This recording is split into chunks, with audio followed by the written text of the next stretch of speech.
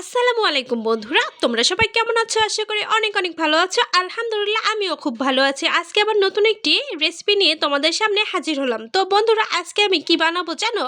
বেগুনের ভর্তা। তো বেগুনের ভর্তা বানানোর জন্য আমি প্রথমে বেগুনগুলোকে সুন্দর করে কেটে নিয়েছি। সব কয়টি বেগুনকে আমি একটি প্লেটে সাজিয়ে নিচ্ছি।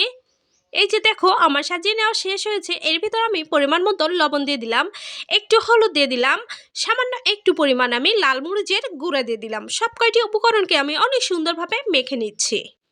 এরপর বন্ধুরা, আমি একটি কড়াই বসে দিলাম। এখানে দিয়ে দিলাম বেশ খানিকটা পরিমাণ সরিষার তেল। এবার তেলটা গরম হয়ে আসলে এখানে একটি একটি করে আমি বেগুন ছেড়ে দিব। এই যে দেখো, আমার তেলটি গরম হয়ে এসেছে। আমি একটি একটি করে বেগুনগুলোকে ছেড়ে দিচ্ছি।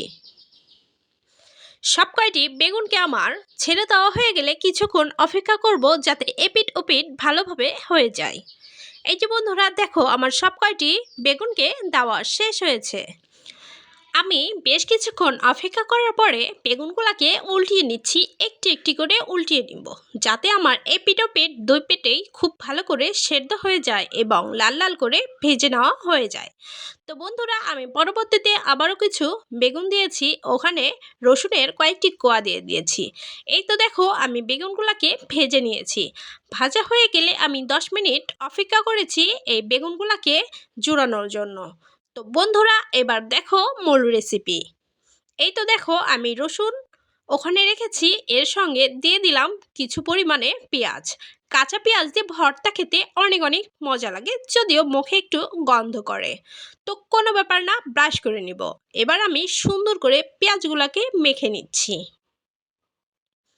এই যে দেখো, ঠিক আমার মতো করে সুন্দর করে মেখে নিবা। আমি এখানে শুকনা মরিচের গুঁড়া দিয়ে দিচ্ছি, আগেই ভেজে রেখেছিলাম।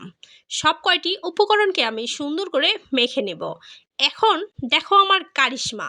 বন্ধুরা, তোমাদের কাছে আমি অনুরোধ করলাম, একবার হলেও এই রকম করে রান্না করে বেগুন ভর্তা করে খেয়ে দেখো, বেশ স্বাদ লাগবে। একবার যদি খাও তাহলে মনে হবে বারবার খাই।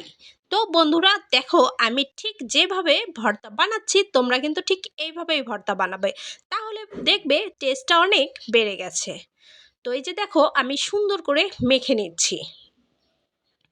একদম যত্ন করে ভালোবাসা দিয়ে বেগুন ভর্তা বানাচ্ছি আমি। আমার মতো করে এইভাবেই তোমরা বেগুন ভর্তা করবে। এই যে দেখো, আমার হয়ে গিয়েছে। তো আমি এখন এই বেগুন ভর্তাকে ভাগ করে নেব। আমি এবং আমার স্বামী আর আমার সন্তান, আমরা তিনজন। এই জন্য আমি সুন্দর করে তিনটি ভাগ করে নিলাম, যে তিনজন খাবো।